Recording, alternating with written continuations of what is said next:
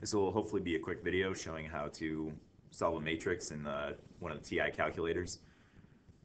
We already have the matrix created here. Remember, when you create the matrix, that the first column represents the coefficients of A, second column coefficients of B, and so on through C, D, and E, and then the last column represents the solution to each of those equations.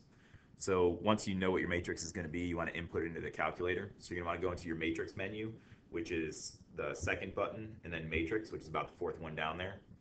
And for this one, I'm going to put it in. I'm going to put it into A. So what we want to do is go over to Edit. I want to edit matrix A, so I'm going to hit Enter. And I already inputted it in there to save a little bit of time, but it's going to give you options for how big the matrix needs to be. This one's a 6 by 6, and then after you input those, it's going to give you the option to input each of those numbers into the matrix.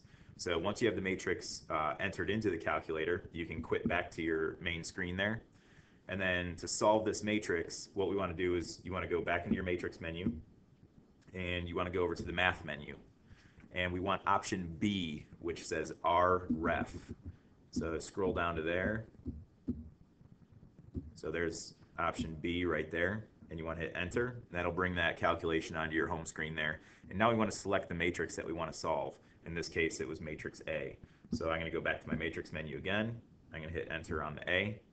I'll close that parentheses, and I'll hit enter.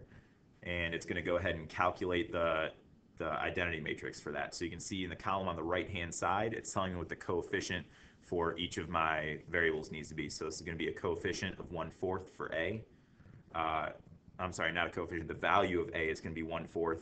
The value of B is going to be -2. The value of C is going to be 4. And D and E both ended up being 0. So the solution, this is going to reveal the equation of y equals 1/4 x to the 4th minus 2 x to the 3rd plus 4x squared.